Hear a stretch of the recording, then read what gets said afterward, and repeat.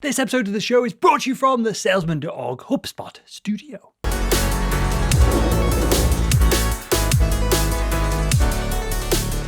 On This Week in Sales, we're going to be taking a look at Gong and Outreach raising a crap ton of money and what that means for the sales industry. We're going to be looking at if you should swear at work and much more. Well, probably not that much more because it's a bit of a slow week in news, but me and Victor will fill you in regardless. My name is Will Barron. I'm the founder of salesman.org, and joining me, co-host of this show, via the power of the internet plus Skype, Victor freaking Antonio, sales legend. Victor, how's it going? Man, it is going good, Will. Hey, I'm doing well, but I got a question for you. I said, how did the HubSpot event go for you? I mean, you were like, keynote speaker there virtually. Talking about podcast, how'd that go for you, man? I think it went well. There was tons and tons of questions to the point of I was struggling to read the questions before they were going and like scrolling off the screen. So I've not had much feedback from the HubSpot crew. So it even went really well that they don't need to give me any feedback, or it went terrible and they just want to disown me and move as far away from me as possible. But I'm assuming it went well. Tons of people added me on LinkedIn after the fact. You may be watching this video right now. You may be a new subscriber to salesman.org and Victor Antonio's YouTube channel and podcast channel on the back of it. So if you are, I appreciate you. I appreciate the attention. And I think it went pretty well. It was a talk about podcasting very specifically as opposed to sales, but there was tons of salespeople that listened, and there was tons of sales and content marketing questions on, I'm a salesperson. Should I do a podcast? Should I create content? What should I be doing? And so hopefully Victor added a little bit of value there. Yeah, well, two questions. One statement first. I think we should do an episode just on that. Sales and podcasting, advantages, disadvantages, branding. Question, are they going to have that available online for folks to see? I think if you've already signed up, it is out there. I've recorded another high quality version of it on our end. And so I'm going to see if, you might not let me, but I'm going to see if I can share it at some point as well and just we'll do some kind of promotion and push people back to the listeners back to the main event hub. But the event was awesome. It was really well done. I think we touched on it on last week's show before the event itself. The actual virtual landscape that you could click around and go and see all the exhibitors and view the keynotes. I saw it, by the way. I actually logged in to see the virtual. Cool, right? It was very cool. Mm-hmm. It was interesting how you could just click all these different locations on this virtual landscape. Mm-hmm. It was really well done. That was so well done. HubSpot and the Grow team absolutely killed it. So yeah, I think it went well, and we'll see when we get some more feedback moving forward. Kudos to HubSpot. Way to go. Way to go. Cool. Well, with that, Victor, tell us about another sales SaaS organization that is literally blowing up right now. I believe in your intro, you said raising a crap ton of money. I've never heard it phrased that way. Most people say ton of money or crap load of money, but never a crap ton of money. So here is an article written by Kyle Wiggers, AI-powered sales enablement platform, Gong, who we love here on This Week in Sales, raises $250 million. I'm just going to pause there and just say 250 million, Will. Yeah, let that one sit there in silence for a second. And enterprise sales enablement platform Gong.io today raised 250 million in Series E funding, round, valuing the company at 7.25 billion with a B, more than triple its previous valuation of 2.2 billion. Let me pause there, Will. Anything to add on that little note? Just to put that number in context, you could give 250 employees $250,000 a year in salary for 4 years with that influx of cash that they've got. You'd be, if you couldn't build a successful business on the back of that many people with a pretty decent salary over a 4-year period, then you've lost the game, right? Almost by default, with that amount of cash, you should be. I suppose you got to earn more cash than what's given to you, right? You've got to IPO. There's got to be a bigger exit for the investors, like a 10 times exit, right? To be fair to my analogy, but that is a crap ton of money, Victor. That's a crap ton of money, incredible things with. Oh, it's amazing. Anyway, CEO, co-founder, and my personal friend, Amit Bendov. Okay, I kind of stretched the personal friend thing, but I did interview Amit. Says the new capital, which brings Gong's total raised number to 584 million, will be put towards product development, hiring, and customer acquisition. 46% of B2B sales reps list lead quantity and quality as their top challenge. Talk about a layup statement there, of course. That's perhaps why Gartner predicts that by 2025, 60% of B2B sales organizations will transition from experience and intuition-based selling to data-driven selling. There it is. Victor Antonio was proven right again. We're moving towards the science of selling. You will, as I recall, on several occasions, have doubted, is it the veracity, the validity of science-driven sales? I'm not sure if that's accurate, which is ironic when you're talking about data. What say you, Will? Because you're always questioning AI, and this is the AI-powered tool here. So somebody believes in AI. So I don't want to run circles around this on the Here we go, episode folks. in the show, right? Is Buckle it up, AI-powered people. or is it machine learning? Is it natural language processing and then sussing out what people said when they said it, right? To be fair, my bee in the bonnet is about AI, not about science, not about, I'm a published scientist, Victor. I've had a publication in the Journal of Computational Chemistry. Now, I was just a dog's body doing very basic work, and the professor wrote me in to get my name in the publication. I'm a published scientist, Victor. Having said all that, the only question I have is, what do you mean you're a dog's body? I've never heard that phrase. A dog's body. Like the bitch, running around making cups of tea and running these simulations on the servers for the computational. We're only 5-7 minutes into this podcast. It's already gone off the rails, man. But you don't think that number's low? 60% of B2B sales organizations will transition from experience and intuition-based selling to data-driven selling. Yeah. Why is that 100%, and why wasn't it 7 years ago?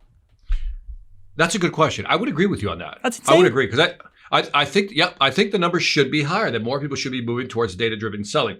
By the way, let me continue on. This means merging their sales process, sales applications, sales data, and sales analytics into a single operational practice. The stakes are high, given that that suboptimal and delayed leads can have catastrophic effects. Now, let me pause here. Here comes a data point, people, and then we'll want your reaction on this one. Harvard Business Review found that there is a 10 times drop in lead qualification when reps wait longer than 5 minutes to respond, and a 400% decrease when they respond within 10 minutes versus 5 minutes. Now, I've seen that number bantied about quite a bit. What do you think of that in terms of getting back to people right away? Well, I don't think this is really sales. I think when we're talking about numbers like this is customer service. If I want an instant reply from assuming an online form, or I call a number and they're like, oh, we'll call you back in blah, blah, blah. I'm not really expecting to speak to a high-level, complex B2B salesperson who's going to do some consulting on the phone. I'm trying to change my phone tariff or plan or cancel something. So, those numbers are less interesting to me than perhaps what it could seem on the surface.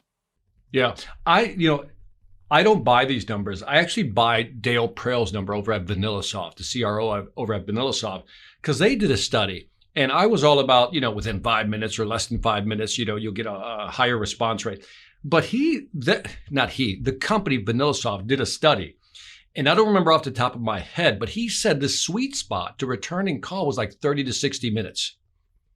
Anything before that seemed a little desperate, I guess. But 30 to 60 minutes seemed to be the sweet spot based on this it was a large sample size, not small. But getting back let me just stop in there for a second, because I think this is a great point when I know the audience is sick of me talking about this idea of salespeople needing to become experts and even just somewhat known within your space, right?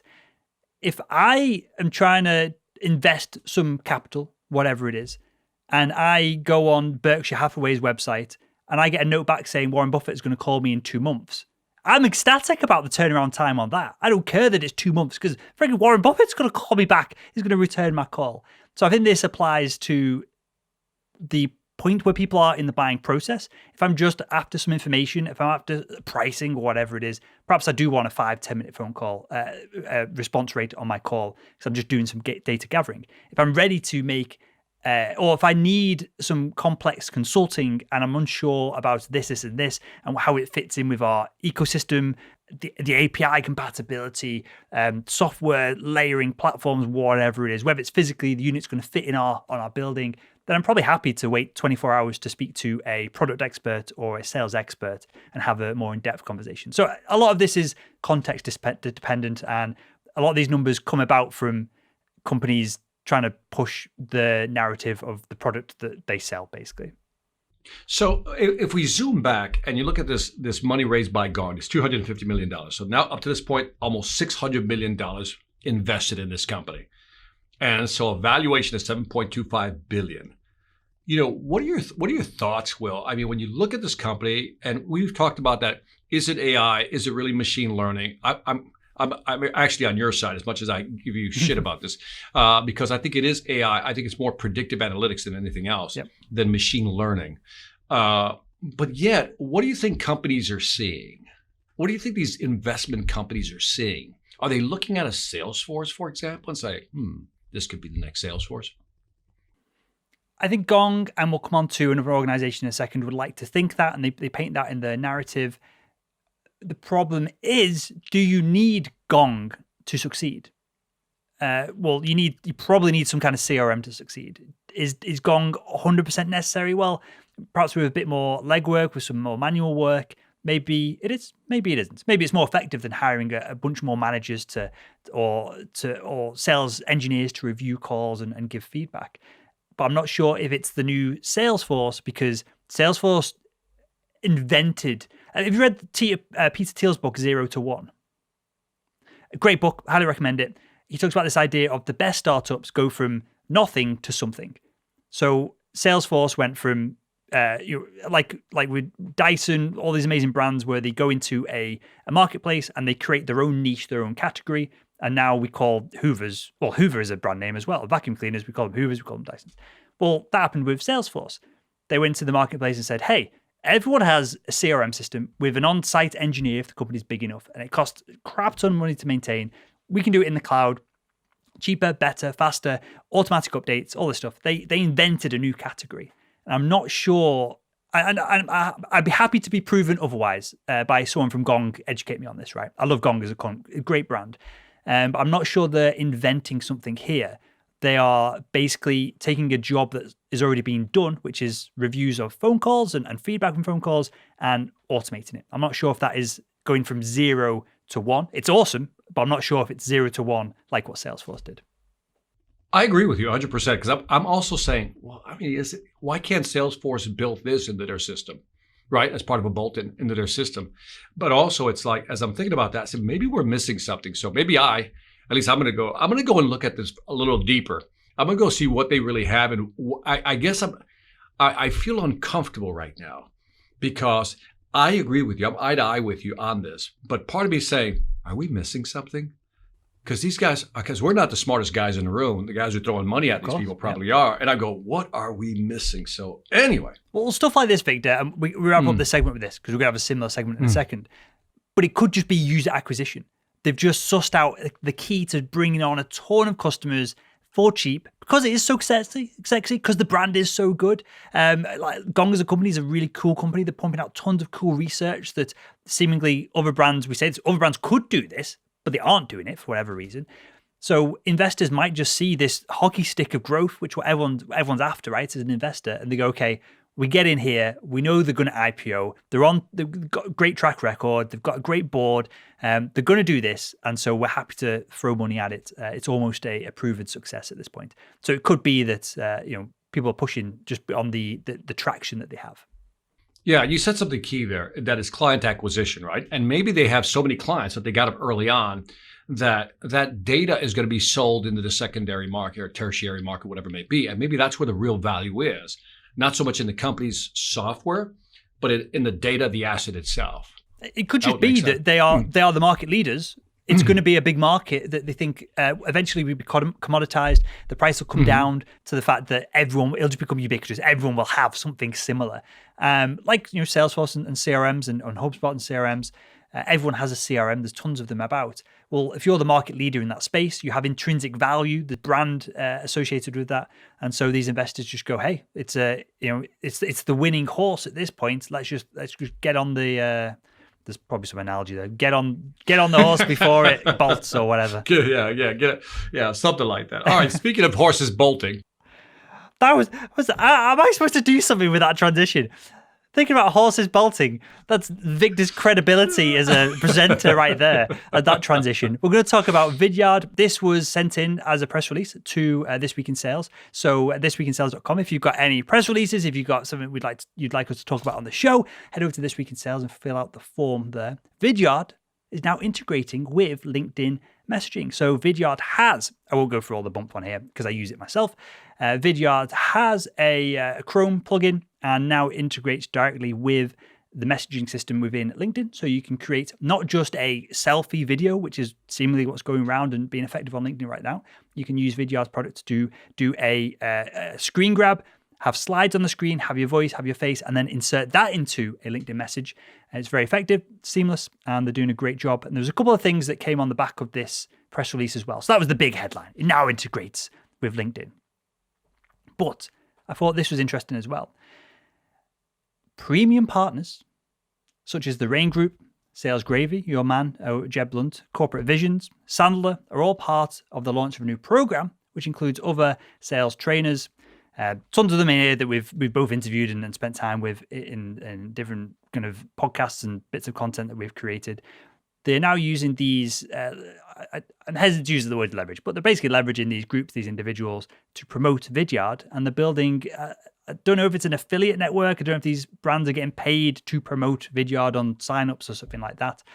But yeah, they're leveraging this already built community of sales experts, sales trainers, sales training organizations, sales consulting organizations to promote the product. And I thought that was the most interesting thing about all of this. Never mind the integration, leveraging this network, which I've talked about on the show, I think is massively underutilized as a network, as a tool to get your message out there.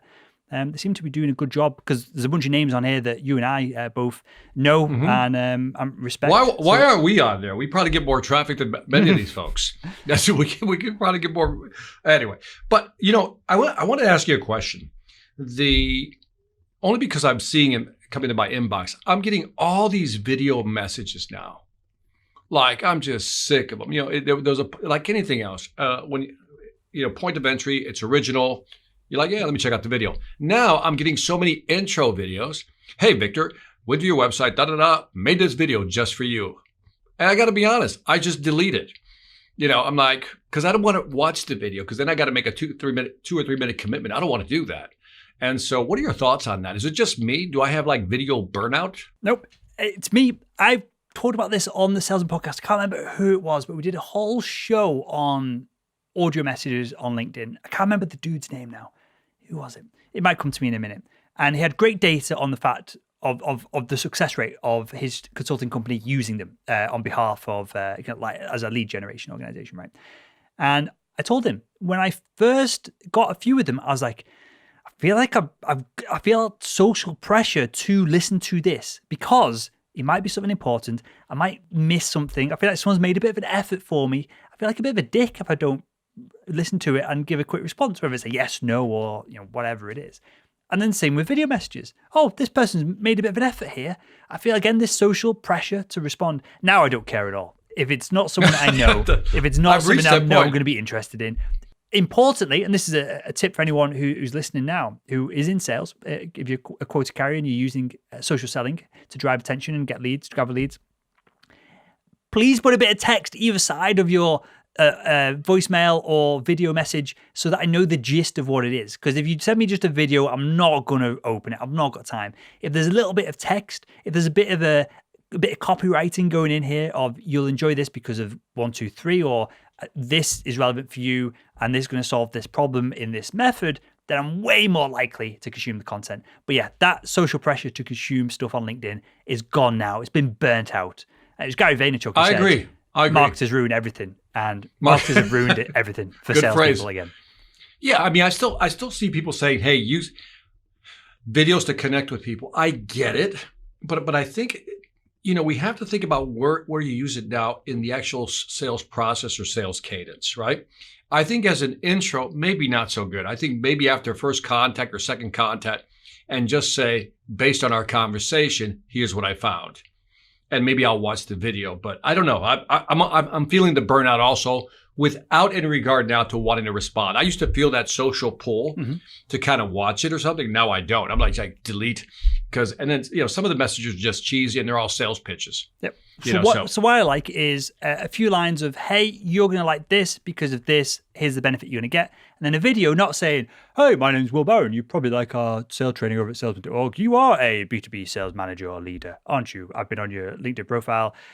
Instead, I encourage you to share some kind of content, something that's going to be valuable. Well, use your video to highlight parts of the content as it's being sent over, to walk the person through the bit of content. Say, hey, this is going to be useful. Go to page 3, 4, 5, 27, and let me know if you find that useful. I can follow up with some more resources if you get value from this. A video like that is way better and way more effective with the tech diva side of it, pointing people to why they should watch, selling people on watching the video, than, hi, my name is Bob, and I've got this thing that you probably don't care about, but I've been told to send you this message because because This Week in Sales 6 months ago said you should probably do it.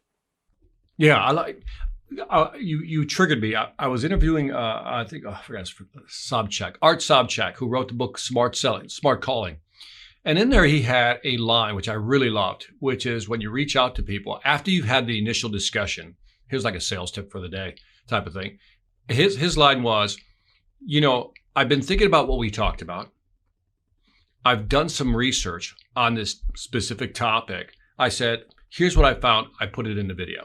And I was like, okay, that would hook me. Because now there's like, I know you really, when somebody says, I've thought about it, I've researched it, and I've put this together for you, that would compel me to watch it. Now, part 2 of this crap ton of money event we got going here. Outreach closes $200 million in their funding round. Article written by Kelly Lindenau that was published in Financial News. Outreach, a sales engagement and intelligence platform, closed $200 million in funding round, specializing in optimizing the customer journey across the entire life cycle. Outreach promotes collaboration at scale. I don't want to read that. With the added funding, Outreach plans to scale its sales and marketing organization. Nothing new there as well. The new funding round follows 2 years of remarkable growth for the customer optimization platform. In 2019, Outreach secured 114 in Series E funding, which brought its total to, again, a valuation of $1.1 billion at the time. And they earned, my favorite line, unicorn status. And just last year, the company reached $50 million in funding round. The latest valuation, I think it was in here, $4.4 billion. $3 billion behind Gong. But do you see a difference in the product? Because I see similar products here competing. So, but what we're now starting to see, Will, tell me if you agree with me, we're starting to see some front runners now, with Gong and Outreach. What do you think? I'd still say they're in different market segments. I'd say Gong is doing conversation analysis on proactive outreach. Outreach.io is doing, and they do crossover, but more focused on cadences and data on the back of how to effectively do that outreach at scale. So I'd say that similar space, but different products. You could definitely use both products together, and they have some similar features. But Victor, would it annoy you if you're an exec Outreach and you just done this massive funding round and Gong goes and beats you to the amount of cash? Yeah, that would piss me off. That would annoy me as well. That's probably why we're not an executive in these companies, because we're petty and well, like, why do they have to? Yeah, but I think they announced after Gong. But yeah, that would kind of get to me also. But nonetheless, it's a good that's a good indication. There's money being thrown into these enablement platforms. I want to know what makes what makes someone a unicorn? What makes a company a unicorn? Is that just self-diagnosed? Yeah, I don't know. But I keep coming back to the question I already asked, Will. If I'm Salesforce and I have all this money, I'm Microsoft, Dynamics 365. I have all this money that I can invest. Why wouldn't I build this out? But to your point, maybe it's the customer base they're going after. It's securing that base, but maybe One word they'll for be you, bought Victor. out. Apple. Apple what? Apple don't come to the marketplace first with any product software feature, ever. They're always a year behind, 2 years behind, like 3 or 4 years behind when it comes to copy and paste on the iPhone. But when they do bring it to market, it's the best. And then everyone goes, oh, what's all this other bullshit everywhere everyone else is doing? And they just use Apple products. So your prediction is, if I can infer, and that is that Microsoft or Salesforce will come out with this and bolt it into their platforms.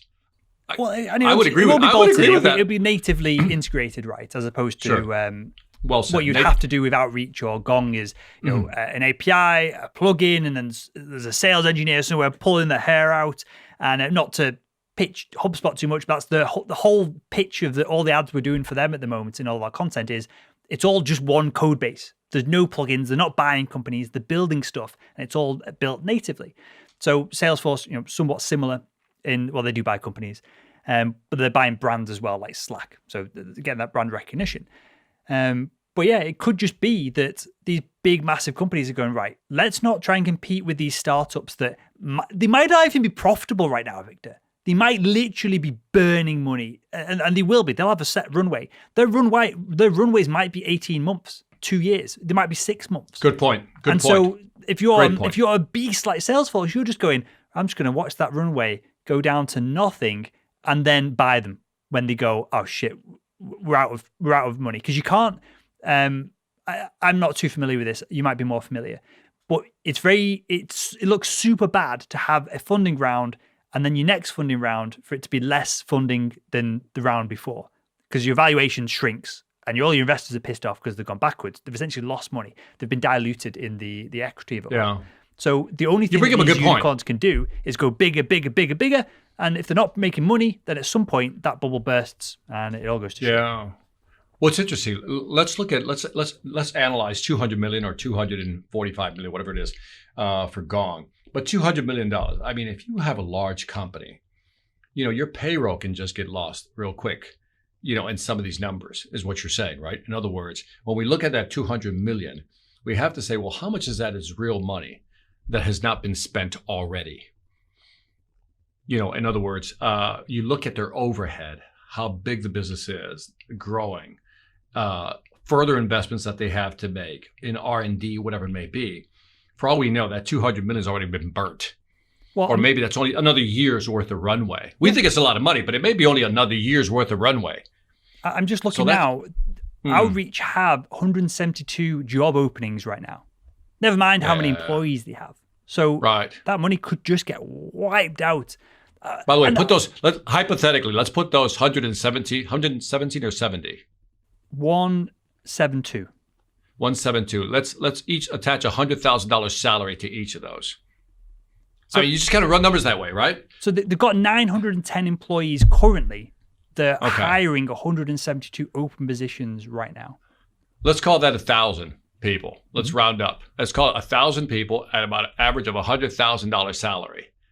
I'm not talking about the office space, assets, capital, and all that stuff. That's a lot. That's a lot of overhead. And that's to stay somewhat stagnant. What you need to do is rapidly acquire customers. And the only way you can do that at scale, you can't do content marketing at scale unless you're HubSpot and you've been putting out content for 15 years, because they get so much traffic to their blog. It's insane. And, Outreach bought Sales Hacker a couple of years ago, saleshacker.com. So they understand the content marketing play. Yeah. But to rapidly bring on customers, you've got to spend cash. You've got to spend that cash. Gotcha. You've got to spend $1 and get $2 back at some point. In fairness to Gong has done really a good job as far as content marketing. I think they put out a lot of content. Outreach, I don't see it. Maybe they're doing it, but I don't see them as much. But Gong is constantly just pumping stuff out. But when you look at that number and you talk about 1,000 people, and you look at the numbers and the cost, that number looks a little smaller now, doesn't it? Like, a number looks a little smaller. So, you know what? I'm going to take it upon myself, Will, to actually study Gong just that much closer. I'm going to give it I'm going to scrutinize it a little bit better. And maybe I'll come back and report something in the next 2 or 3 weeks. Seriously, I'm going to do that. I'm going to go in and see what are these investors seeing that maybe we're not seeing, or maybe we are seeing it accurately. Maybe we know just as much as they do, and we can find this out. Hey, by the way, let us know what you think about what's happening with all these funding at thisweekinsales.com. Leave us some feedback or your thoughts, and maybe you want to correct us. I mean, we're not always right. We just try to get it right. I think what we should probably caveat some of this with, because the show has such an insane audience, Victor. I'm slightly humble. I'm being sarcastic and humble bragging at the same time. That I don't want to affect the friggin' stock price of these companies because those two idiots who don't really know anything. I don't know about you, but I don't really know anything about venture capital and the decisions that go behind it. And just talking shit about these companies. By the way, we're looking at from the outside looking in. Yep. That's the only perspective we have. We're like we got our faces pressed up against the glass. And we're trying to get the right angle, if you can visualize that, to see what's going on inside. Do we understand? Why don't we get someone from Gong on the show? Why don't we do a show with someone from Gong or Outreach? I think so. We'll call them out now. I think, you know what? Do Gong and Outreach. Yeah, let's do a mashup.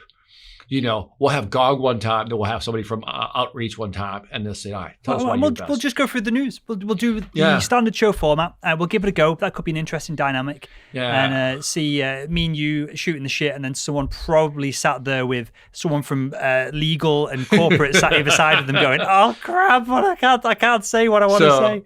So that might be an interesting dynamic. And here's what we're going to do. Between you and me, we can come up with $100. Right? It's going to come up with $100. Between you and I, we can barely scrape by, but we're going to put together $100, right? And then we're going to interview both of these companies. And then we're going to decide how much we would invest of that $100 in each of those companies, hypothetically speaking, of course, to determine who had the better pitch. How's that? I think it'd be kind of cool. What I'm going to do is use this as leverage to wangle my way into these companies and to what? Wangle. Wangle my way in, Victor. And then secretly get in on one of these funding rounds and put 50 grand on it and probably make 500 grand out of the far end. Not this $100 nonsense. Let's leverage the show and make some money. That was my hypothetical for the audience. By the way, like that, we don't get in trouble. Like I said, you know, we're making judgment calls on some of these companies. But yeah, okay, we'll wangle our way into some of these. Wangle. All right, wangle. All right, cool, got it. Hey, by the way, did you know that Poise, boy, we're all about raising money today. Poise raises $4.5 million in seed money to improve the world's spoken communication. I put this one in there just to kind of mess with you a little bit, as always. So Poise, a company we've never talked about, is the first digital coaching product, to provide actionable real-time feedback during online meetings. Now, I like this concept. Let me continue, and then let's talk about it. Poise works with Zoom, Slack, Microsoft Teams, Google Meet, among other platforms where it sits in the background, oh so quietly, and it only records the speech of the person who is using it, which is kind of odd. I would record both sides, just try to get permission. When Poise is turned on, it delivers real-time feedback on various aspects of the user's communication, such as confidence, clarity, energy, and empathy. It analyzes facets such as use of filler words, enunciation, pace, interruptions, provides transcripts with inline suggestions. That's interesting. And provides tips for skill development. Poise was created by co-founder and CEO Charles Hua. Is that how you pronounce that? H-U-A? Hua! That's got to be a cool name to say. Hi, what's your name? Charles Hua! I'm scared. Who previously held product leadership roles at Amazon, Alexa, and AWS. That's what Hua says. What do you think of Poise? What do you think of this tool here? So, I love the premise, but I interviewed Jim Benton, who is CEO of Chorus.ai, and he said that they've experimented with some real-time feedback on the Gong competitor product, right? And he found from the data, and this was all preliminary at the time, this was like maybe over a year ago that I spoke to him, he found that it was actually really distracting and ruined the conversation because you're getting an alert saying, hey, you're not being energetic enough. And you're like, well, how can I focus and be energetic and actually listen to the buyer when I'm getting these beeps and these bongs and these emojis pop up on the screen? So maybe retrospectively it'd be useful. This could be really useful in a a sales training scenario where perhaps we're doing role plays. Maybe even better, this might be another product that we've just invented and come up with on This Week in Sales, Victor. Maybe you could hire, whether it's actors, whether it's buyers from the industry, but you're not actively selling to them, but they're on these calls, responding as if they would if you were selling to them. And then you go do 2 or 3 of these calls and you get feedback. You go away, automated feedback. You go away, you work on your sales skills. You come back and you get a score and you try and beat that score the next week or the week after. So you're doing I like that. role plays with real people, but you're not ruining all of your potential customers and burning through them with your crappy sales skills. You're practicing on industry, people who would be in your industry perhaps.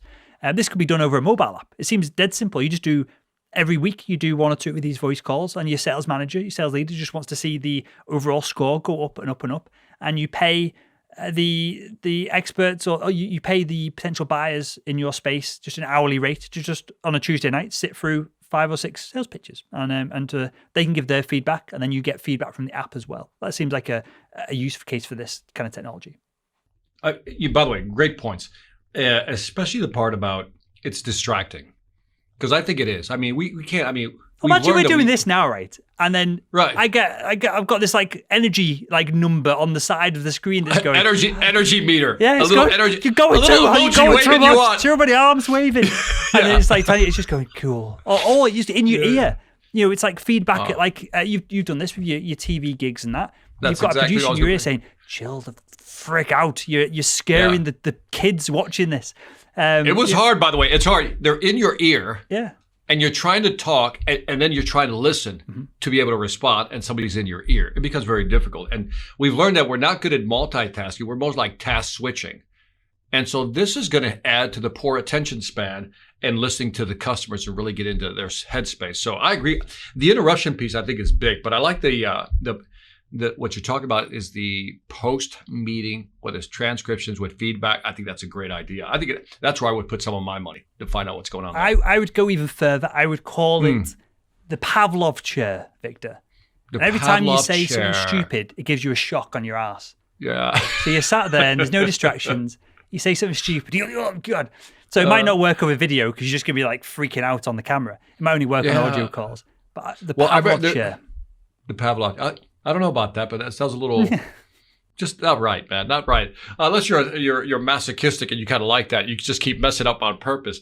I was going to tell you that in my book, the Sales Ex Machina book, I talk about a company called Effectiva that actually looks at facial expressions to tell you whether somebody's in the game or not in the game. But again, to your point, I think this would be better analyzed after the fact. And just like football players and baseball players, you watch the video and to see what those things were, and then to have the transcripts there to kind of go with it. So I think that'd be a good way of doing it. Yeah, or it could be we're in a team scenario. You know, perhaps we get on really well with a team. We feel fine being criticized and critiqued by our team. Kind of, we're building together. Maybe you do a call, and the rest of the team can see the real time feedback, and you have almost like an interrogation, right? Where you've got the one-way glass. The salesperson's engaging with the buyer. You have the rest of the team sat back behind the one-way glass with the expert internal sales trainer, sales leadership, wherever it is, and you've got the feedback, and then they're doing some coaching on a call, and then you take it in turns and you go back and forth. And obviously the feedback for yourself is more valuable and is going to shape your behavior quicker, but being able to see your peers do well, do poorly, that's going to, even if it's in your subconscious, that's going to plant seeds and change your behavior, perhaps a little bit more slowly, but that might be an option here as well. Yeah, you got me thinking about how people do that. Like there's this guy, I forgot his name.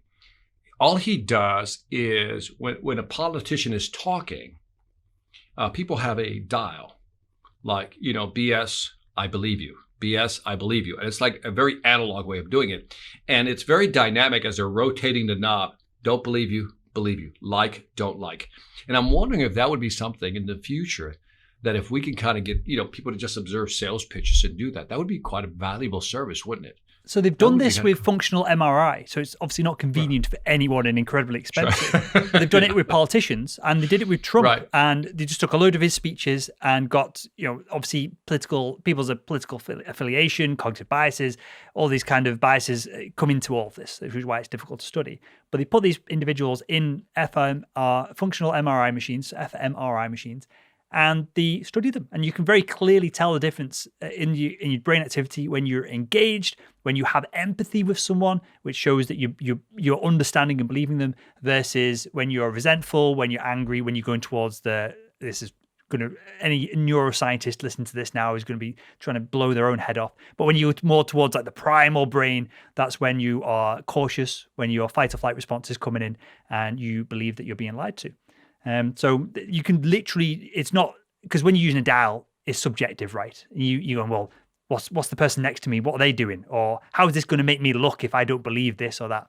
Whereas when you're doing fMRI scans, you don't get a choice. It's just happening to you. Right. And by the way, you're absolutely right. Is that between your brain and your hand, there is a delay. And sometimes that delay is filtered, or a response is filtered. So you're absolutely right. But anyway, I think it would be kind of interesting.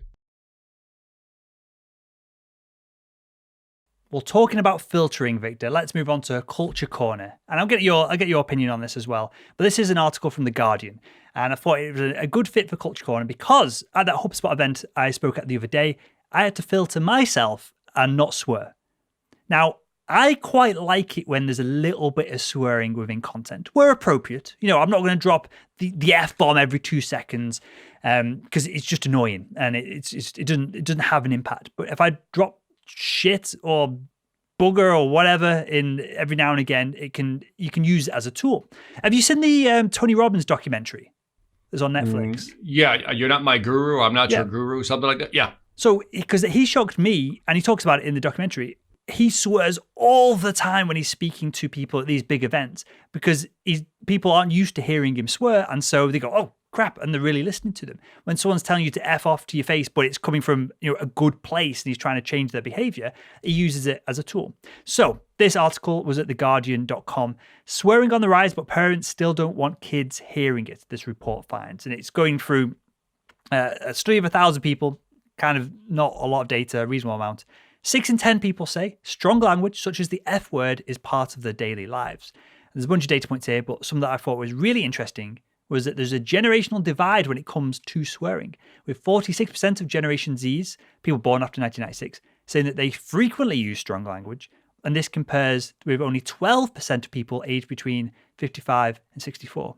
So my question to you, Victor, and there's other data points here which we come back to in a second perhaps, is it appropriate in the modern B2B selling marketplace? And the answer is it depends, obviously, but on the whole, is it appropriate to swear for impact or to emphasize a point, or because sometimes swearing is fun?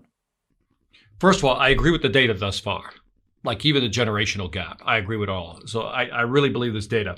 The answer is yes. I actually, as much as I don't like to hear it, I don't mind hearing it when it's in context, impact, and there's a sense of frustration. Like when somebody just goes, shit, and you feel that, like that angst, you go, oh, that was a necessary one. Like it's like sneezing. You can't hold that in. That maybe had to come out. What I don't like is gratuitous swearing. I think Tony Robbins has moved into a space of gratuitous swearing.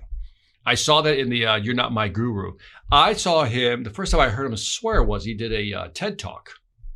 And he swore, but the video I'm talking about is a TED Talk and Al Gore's in the front row. That's all I remember, Sure. As far as, and it was like he was wearing a casual jacket and he was, he would drop an F-bomb here and there, but it was like refreshing because it felt like it was coming from that place. When I saw the documentary, I'm Not Your Guru, by the way, great documentary, I thought. I was like, come on, pull back, man. Like, enough. You know what I mean? It's like Gary Vaynerchuk. It's like, come on, pull back. I don't need to hear it every other sentence. And a lot of people have tried to mimic that style. Have you watched any of the Formula One documentary series on Netflix? No. In fact, I looked at one the other day. I was going to watch it. I forgot which one it was. Amazing series. Start from the beginning. So what? Okay. Formula. Okay, got it. I will do that. So something that I pulled and my partner pulled from that series. So my partner has no interest in Formula One, no interest in motorsport. She loved the documentary series because it's all full of backstabbing and all the relationships, all the stuff going on behind the scenes. I love that. It's amazing content, great series. And something that she took away from it and I took away from it was that these high power individuals, and it's a bit of a boys' club. There's only one. I think she stepped down now. The Claire Williams she's in the first. I've just ruined part of the first season for you. She stepped down as CEO or managing director of Williams. So other than Claire, it's pretty much a boys' club. So that might kind of dictate some of this. But they all swear all of the time, like nonchalantly. But you don't see this in the formal Formula One coverage. So it was a real shock to me when I saw all these essentially power players in a multi-billion-dollar sport all effing and blind at each other all the time. And so that made me ponder, is that something that happens at a high level of Yes. when the cameras are off? Is that how high power individuals communicate? I guess I should have contextualized my answer. Is that when I was giving you my answer from a public speaking standpoint. Sure. That if I hear somebody swear, it's like, okay, that came from a place where they needed to do that, right? But when I was doing that show, Life or Dead, my wife said I came back swearing like a sailor, because that's California, West Coast. That's how they talked, and they were very unfiltered, right? So when I came back to Georgia, which is a very different culture, very Southern, very, more politeness, my wife's like, you need to pull back because you're like swearing more than usual, and she had to highlight for me, so I had to pull that gear back. But there is something, and I bet you there's a study out there, that I've noticed that when I connect with somebody sometimes, it's through a cuss word, like shit, and I'll say, I apologize. They're like, no, go ahead. I use them all the time. And then they feel comfortable. Then they just start dropping bombs, but they're not doing it gratuitous. So there is something to be said about common language. If you go to the East Coast, like you talk to a sales trainer we both know, John Barrows, right? I mean, that's an East Coast boy. Do you know what I mean? It's really easy to talk to him because everything goes off the rails real quick. And the conversation is direct and blunt. So I'm not surprised at what you saw is the short answer. I'm not surprised at what you saw at all. I've been around executives at the C-suite level. They curse like sailors also. Once they're comfortable with you, once you're past that certain facade. For sure. So there's a level of emotional intelligence here. There's a level of common sense. If you're wearing a $3,000 suit, right, and you're going into HSBC to close some massive loan or financial deal, maybe you're not dropping the F-bomb in the boardroom. Correct. Yeah. But I mean, then you go outside. I'm glad you highlighted emotional intelligence. Well done. Because I think that's the trick. I think that's the short answer, really. You have to have that emotional intelligence to go, not here. But if we're celebrating after the deal is closed, then you can just drop an F-bomb like, yeah, and just whatever and celebrate. And people go, but again, I mean, some states here in the U.S. are very conservative. If you move up into the Midwest, very conservative. If you move a little bit over to like the Nebraska area, a little conservative. So you kind of want to gauge the other person, how they move before you drop anything. So yeah, it's probably the same over there. Amazing stuff. Well, from apologizing for dropping F-bombs, Victor, tell us about Fastly apologizing for what they got up to. Fastly apologizes for outage, breaks down bug that hobbled major website. This is a short one here, Will.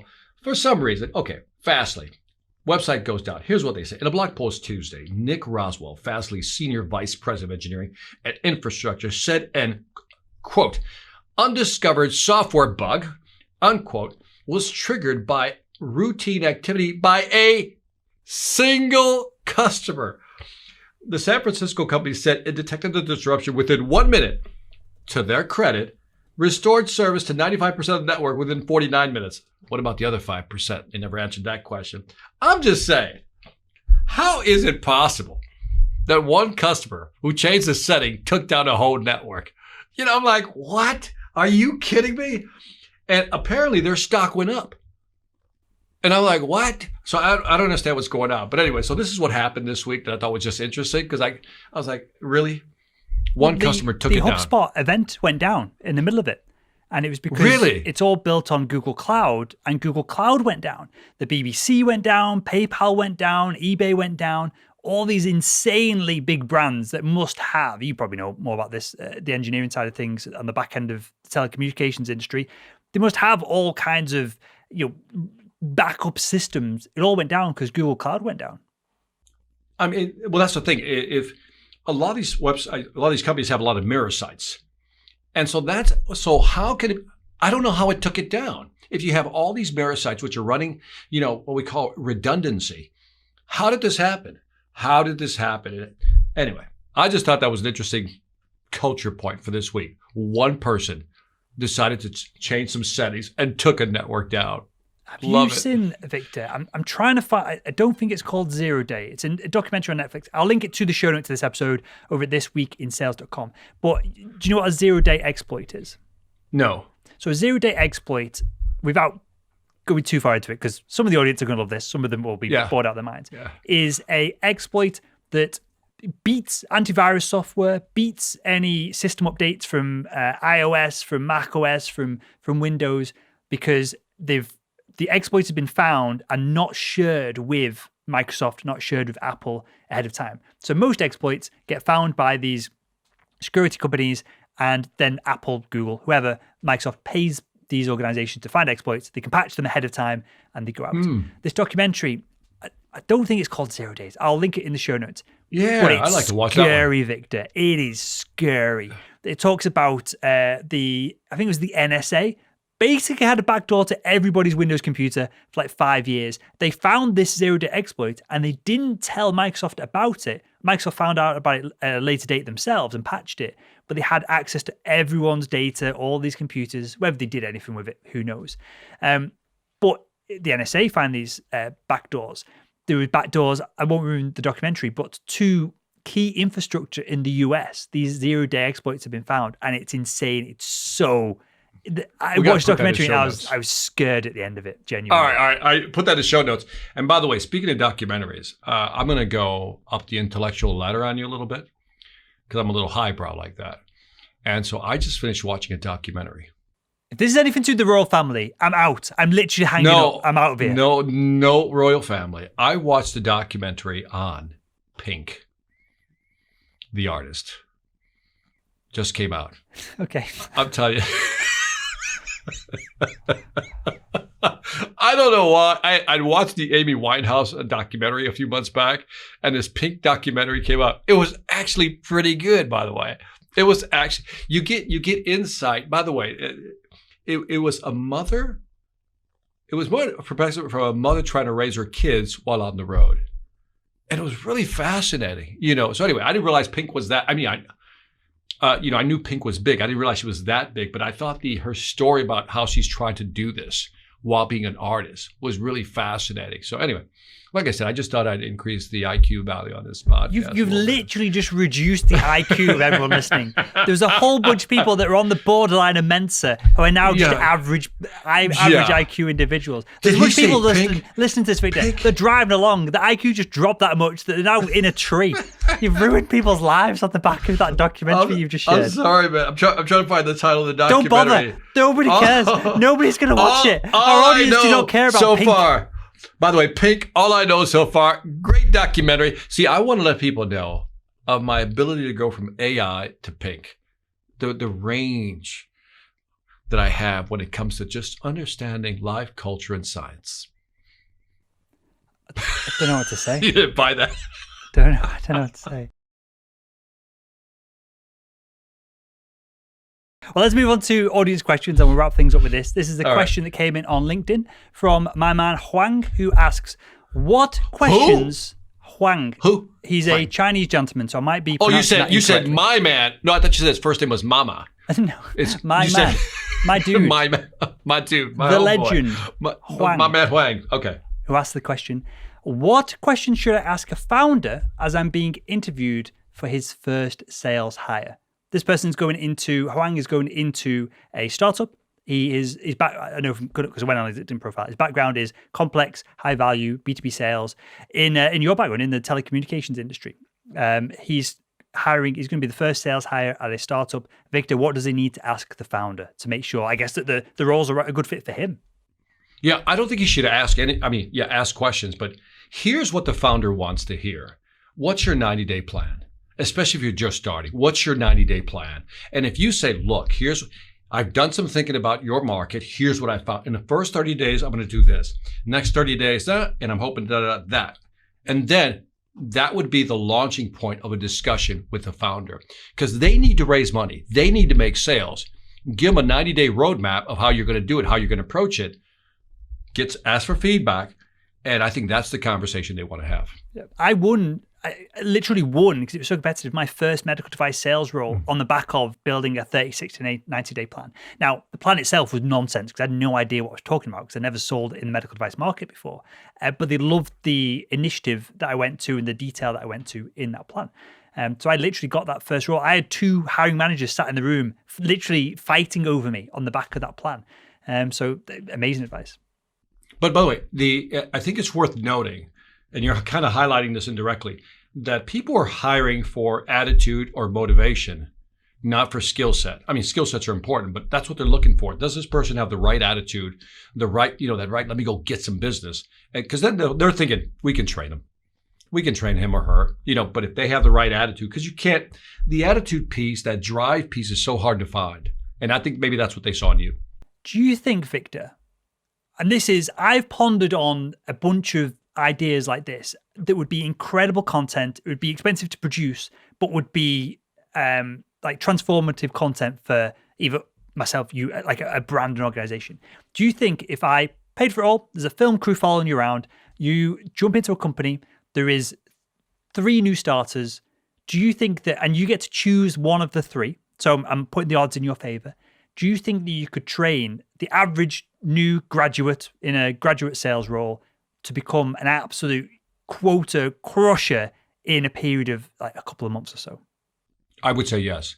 Now, I would juxtapose that with saying no, that if you said, what if you were to work with somebody who was already in the industry? I go, I don't know, because they're probably set in their ways. The great thing about working with new people coming into an industry is they don't know what they don't know. And if you just give them a roadmap, they're like, just tell me what you want me to do. Great, that's all I need to hear. Here's what I need you to do. Go. And if we find the one with the right attitude, I think you got it made. Do you think that would be an interesting piece of content for salespeople to watch? Someone go from literally 0, hopefully, to hero. Yeah, I mean, I actually had this idea a while, 5 years ago. I had this concept called Sales Boss. Not joking. It was called Sales Boss. And really, how do you I was going to go into a company, right, and say, give me your salespeople. Let me train them. Let me follow them around, whatever it may be, and watch me grow your sales. I thought that would be a good idea or a good concept for a reality show. So I agree. Yeah, the answer is yes. So I want to do the opposite of that. And I never got so if you're listening to this right now and you're in the UK around Leeds, because I don't have time to travel, I would be well up for this. I will go into people following with cameras, which was the hang up with the few organizations that I talked to about potentially doing this. And they're all in London, so it would have meant loads of time away from the office. I will go into your company and I will either crush it or I will look like a right dick and look like an idiot and completely fail. I'm happy to do both because it's a learning experience either way, right? I will go into your company. I will sell helicopters one week. I will sell SaaS software the next week. I will sell farm animal manicure, whatever nonsense the next week. I think that'd be a really cool reality TV show as well, of just watching. It doesn't have to be me, but I thought I could do it energetically. I thought I could do it humbly. And sometimes you'd win, sometimes you'd fail, and do it in a short period of time. And then you could talk about the industry. You could get really granular on the company. The company would get a ton of PR and exposure out of it. Sure. I think that'd be. I've wanted to do that for years and That's years. a great idea. And years. I like that. That's a great idea, Will. Yeah. Putting aside the whole, manicures for farm animals, putting that aside, I think it's a good idea, though. I like the concept. I like the twist because you're right. There's a lot of benefits to the company, gets more exposure. But if you can talk about the industry, because that's the other thing, right? You can train somebody, but if the context isn't right, they don't have the right business model, they don't have the right product for the market, they're out, the competitors are out competing them, then you're not going to sell no matter who you are. And the whole premise would be me or whoever is the main person the show is built around is thrown in the deep end. The odds are stacked against you. So hopefully you win. But if you fail, it's still entertaining as well. That's the premise of it all. And the stress of it all. I like the idea. I like the idea. Yeah. On thisweekinsales.com, go and contact Will Barrett if you are up for this social experiment. I think it's a good idea, man. I think it's a fun idea, actually. And genuinely, if you're in the Yorkshire area here in the UK, and the hang up when I've done this and had these conversations with a few larger brands that we talk about on the show all the time in the sales space, was they didn't want cameras in the office. they weren't comfortable with it being real. And if it's not real, if it's just me going in, doing pretty good and coming out, then there's no entertainment value there. I want to be stressed. Yeah. I want to be confused. I want to have to learn a ton of stuff very quickly and talk about the science of, knowledge acquisition and all that side of things as well. That's what would make the show interesting, I think. Yeah, having done a reality show, one of the things I observed is that what people say off camera is one thing, then what they say on camera is another thing. So there's this artificial element to it when you add a camera that, you might have to deal with. But I love the idea, though. Cool. Well, again, if you're in the Yorkshire area here in the UK, you're happy to have cameras in the office. You get a ton of publicity about it. Do drop us a message, and Victor will be the executive producer and point me. Victor will be in my ear via the power of Skype, kind of directing me. Say this, do this, and I'll look like a beast, and it's just Victor, and Victor kind of guided me. Do not use the word wangle. Do not use the word wangle. Nobody understands what you're saying. Victor, anything else to add before we wrap up, mate? No, we got the Outbound Conference coming up next week. Super excited. I'm going to do something different this year. Did I tell you what I was going to do in the Outbound? We can wrap this up real quick. Can I just 1 minute explanation? Yeah. So I'm going to do something that's never been done in the world of speaking before on that stage. And I'm not going to spoil it, but I will come back with video. And I've never seen anybody do this, Will. I'm about to attempt it. Let me tell you how scared I am. That I've already written out the presentation. I'm actually writing out notes for myself, which I rarely do, because I want to get this right. More to come after next week. Does it involve nudity? It does not. Thank God. But okay. Yeah. But it'll be interesting. I'll keep you posted on it. But I will have we'll try to get some video of it. But it is very different. It is. I am going to take my improv skills, my theater skills, tie it with my speaking skills, and maybe, and if you know who Jim Gaffigan, the comedian, is, I'm going to Gaffiganize it. And that's all I'm going to tell you. It's going to be interesting, man. It's going to be really interesting. And where can we find the conference, Victor? Outboundconference.com. By the way, you can sign up virtually. So again, go to outboundconference.com, use the code Victor100 to get a little discount. But I'm telling you, it's going to be a great event. Looking forward to it. Amazing stuff. Well, I'll link to that, everything else that we talked about on this episode of the show in the show notes over thisweekinsales.com. That is Victor, sales legend. My name is Will Barron, founder of salesman.org, and that was This Week in Sales.